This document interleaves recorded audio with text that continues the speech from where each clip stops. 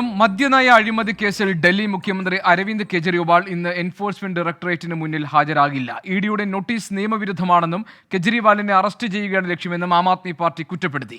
തെരഞ്ഞെടുപ്പ് പ്രചാരണത്തിൽ നിന്ന് കെജ്രിവാളിനെ തടയാനാണ് ഇഡി ശ്രമമെന്നും ആം ആദ്മി പാർട്ടി ആരോപിച്ചു.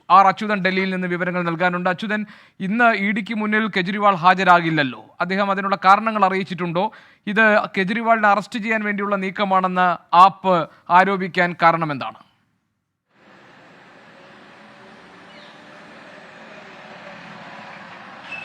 ഗോപികൃഷ്ണൻ, ഇത് എൻഫോഴ്സ്മെന്റ് ഡയറക്ടറേറ്റ് ഇത് മൂന്നാം തവണയാണ് അരവിന്ദ് കെജ്രിവാളിന് മദ്യനയ അഴിമതി കേസുമായി ബന്ധപ്പെട്ട നോട്ടീസ് അയക്കുന്നത്. ആദ്യത്തെ തവണ ഈ തെരഞ്ഞെടുപ്പ് പ്രചാരണം ചൂണ്ടിക്കാട്ടിയായിരുന്നു ഈ ഒരു ചോദ്യം ചെയ്യലിൽ നിന്ന് അരവിന്ദ് കെജ്രിവാൾ ഒഴിഞ്ഞുമാറിയത്. രണ്ടാം തവണ വിവാസന ക്യാമ്പിലേക്ക് പോകുന്നുവെന്ന് ചൂണ്ടിക്കാട്ടി ഈ വിഷയത്തിൽ നിന്ന് തെന്നിമാറി. അന്ന് അരവിന്ദ് കെജ്രിവാൾ ഇഡിക്ക് അയച്ച കത്തിൽ പറഞ്ഞത് നിയമവിരുദ്ധമാണ് ഇഡി അയച്ച നോട്ടീസ് എന്നാണ്. അതുകൊണ്ട് തന്നെ തനിക്ക് ഹാജരാകാൻ കഴിയില്ല. ഇന്ന് ഈ മൂന്നാം തവണ വീണ്ടും ചോദ്യം ചെയ്യലിന് അരവിന്ദ് കെജ്രിവാൾ തയ്യാറായിട്ടില്ല.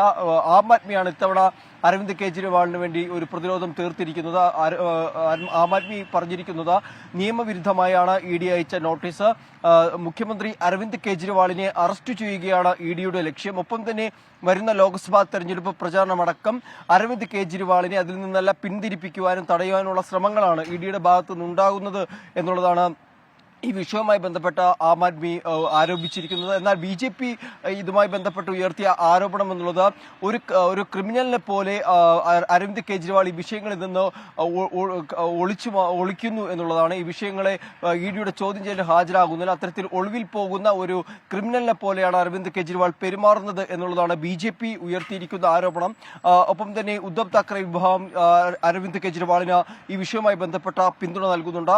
എന്തായാലും എൻഫോഴ്സ്മെന്റ് ഡയറക്ടറേറ്റ് മൂന്നാമതായി അയച്ച നോട്ടീസിലും അരവിന്ദ് കെജ്രിവാൾ ഹാജരാകാത്ത ഈ ഒരു തീരുമാനത്തെ തുടർന്ന് ഒരു പക്ഷേ ഇനി കർശന നടപടികളിലേക്ക് കൂടി എൻഫോഴ്സ്മെന്റ് ഡയറക്ടറേറ്റ് കടന്നേക്കും.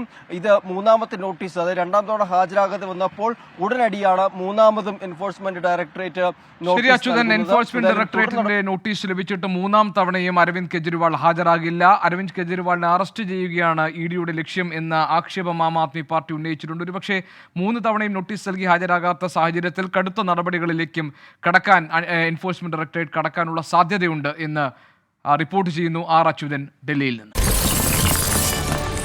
24 അഞ്ചിന്റെ വജ്രത്തിളക്കം.